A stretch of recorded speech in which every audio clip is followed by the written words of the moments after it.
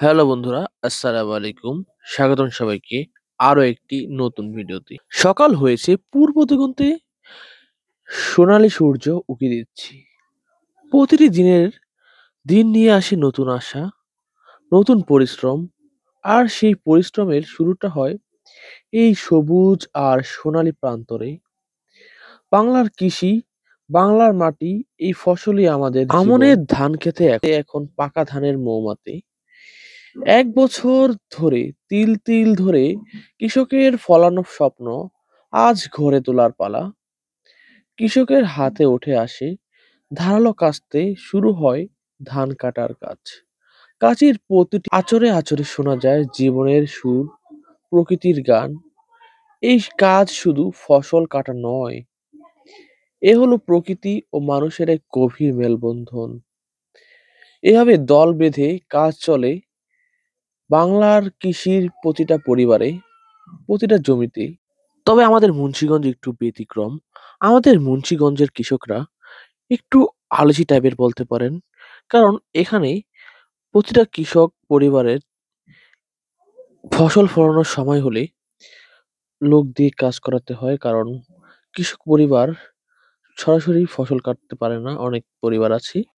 বিভিন্ন অঞ্চল থেকে মানুষজন আসে ধান কাটা কিংবা আলু লাগানোর মৌসুম আসলে, যার কারণে আমাদের বিক্রমপুরের কৃষকরা সহজে কিন্তু ফসল ফলাতে পারে। তাদের কারণেই ফজরের নামাজের পর থেকে শুরু হয় ফসল কাটার মহাযজ্ঞ। এই কাজ চলে সারাদিন, একদম মাগরিবের নামাজের আগ পর্যন্ত। এটা গ্রামের প্রতিটা কৃষক পরিবারেই চলে। সকালে এবং দুপুরের খাওয়া দাওয়া জমিতেই চলে, কারণ জমি থেকে বাড়ি ঘর অনেক দূরত্ব হয়ে যায়। এই কাজ শুধু ফসল কাটা নয়, এ হলো প্রকৃতি ও মানুষের এক গভীর মেলবন্ধন। দল বেঁধে কাজ চলে, একে অপরের পাশে দাঁড়ায় গ্রামের মানুষ। শ্রমের ঘাম মিশে যায় এই মাটির সোঁদা গন্ধে। একটানা পরিশ্রমের পর ছোট্ট একটা বিরতি, আর এই বিরতি যেন শরীরে জ্বালানি পূরণের সময়। সাধারণ কিন্তু তৃপ্তিদায়ক সকালের খাওয়া দাওয়ায় আমাদের বিক্রমপুরে চলে আলু ভর্তা, ডাল আর সামান্য ডিম ভাজা। এটা কিন্তু আমাদের বিক্রমপুরের মুন্সিগঞ্জের বিখ্যাত ঐতিহ্যবাহী সকালের নাস্তা। বাইরের দামি খাবারের চেয়েও এই মাঠের ধারে বসে খাওয়া এক মুঠো ভাতেই লুকিয়ে থাকে জীবনের আসল আনন্দ।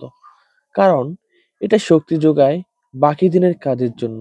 এই ভাতের প্রতিটি দানায় জড়িয়ে আছে কঠোর পরিশ্রমের স্বাদ। একজন কৃষকই বুঝতে পারে ভাত উৎপন্ন করতে, চাল উৎপন্ন করতে কতটা পরিশ্রম করতে হয়। ধান লাগানো থেকে শুরু করে ধান কাটা, ধান মাড়াই করা, আবার এগুলো থেকে সিদ্ধ করে মাঠে রোদে শুকানো, চাল উৎপন্ন করা একমাত্র কৃষক পরিবারই বুঝতে পারে। আর আমরা তো শুধু বাজার থেকে, দোকান থেকে চাল কিনে ভাত রান্না করে খাই। তো এবার আমিও কিন্তু ধান কাটার কাজে নেমে গেলাম। সারা বছর তো মানুষ দিয়েই কাটাই। তো এবার আমি একটু চেষ্টা করে দেখি ধান কাটতে কেমন লাগে আর ধান কিভাবে কাটতে হয়। প্রতিটা কাজই পরিশ্রমের, কিন্তু প্রতিটা কাজই কিন্তু আনন্দেরও। সারা বছর ফসল ফলানোর পরে যখন ঘরে নতুন ধান আসে, নতুন ধানের চাল আসে, তখন কিন্তু অন্যরকম একটা আনন্দ ফিল হয় প্রতিটি কৃষক পরিবারে। ঠিক আমারও কিন্তু ধান কাটতে খুব আনন্দ লাগছিল। এর আগে কিন্তু কখনো জমিতে ধান কাটি নেই, যদিও ছোটবেলা থেকেই আমার বাবা কৃষিকাজের সাথে জড়িত।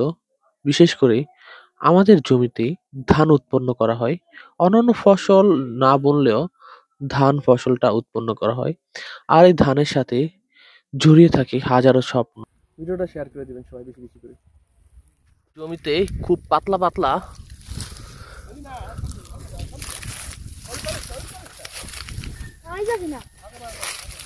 তো ওই যে ধান খেতে কিন্তু খুব সুন্দর কলমি ফুল ফুটে আছে, দেখতে কিন্তু খুব সুন্দর লাগছে মাশাআল্লাহ।